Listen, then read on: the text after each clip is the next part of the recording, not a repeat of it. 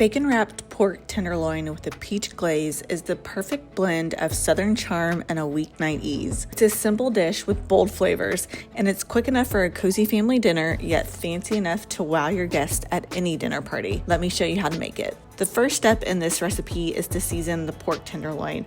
We're just gonna keep it simple with salt and pepper, so I liberally season both sides all the way around with a lot of salt and freshly cracked black pepper. After that, it's time to wrap each tenderloin with bacon. So I'll just take one slice, I'll begin at the top, and I just simply wrap it around the entire thing. Once the piece of bacon is used, I'll start the other one overlapping slightly from the first piece, and I'll take a toothpick and just kind of stick it right in between those two pieces just as a placeholder so it doesn't move around. I've never had any problem with it, but it just makes it a little bit easier. Then I'll continue to wrap that piece, and then you'll repeat all the way down the tenderloin. Depending on the size of your tenderloin and your bacon slices, it usually takes around 5 or 6 pieces of bacon per tenderloin. So once you have fully wrapped it, again, I'll just take a toothpick and kind of secure the end just to make sure that the bacon stays in place and bakes evenly. It doesn't kind of shrink up and shrivel throughout the baking process. I'll take that, place it on a baking sheet lined with parchment paper, and then I'll repeat and do the exact same thing with the second tenderloin. After those are both fully wrapped, I'll go ahead and pop them in a preheated oven at 400 degrees,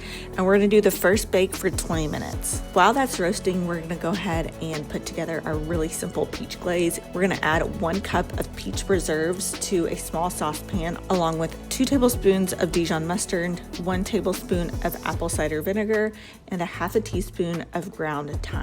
You're gonna bring that up to a simmer over medium heat for about 5 to 7 minutes. At that point, turn the heat to low, stir every so often until we need it. Once that 20 minutes is up, you're gonna remove the pork from the oven, and then we're gonna generously brush the peach preserves all over the top of each of these tenderloins. I like to go over each tenderloin about 2 or 3 times just to make sure that everything is nice and coated and there's lots of the delicious peach flavor on it. After that, we're gonna place it back in the oven, and we're gonna let it roast for another 10 to 15 minutes just to finish up cooking. After the time is up, we're gonna remove it from the oven, and that's it. I like to let it sit for about 10 minutes before I slice, just to let everything settle and the juices kind of collect back into the tenderloin. But I'll remove it, place it on a cutting board, and then thinly slice it and place it on a platter. That way it's really easy to serve to my family or guests, and everyone can get as many slices as they desire. I love to serve this with some green beans and some sort of potato dish, whatever you're in the mood for. It pairs perfectly with all kinds of things. It's quick, it's simple, it's minimal ingredients, but the flavor is delicious. For the full recipe, head on over to KentuckyLiving.com. Everything you need to know can be found there. Thank you so much for joining me in my kitchen today, and until next month, I'll talk to you all very soon.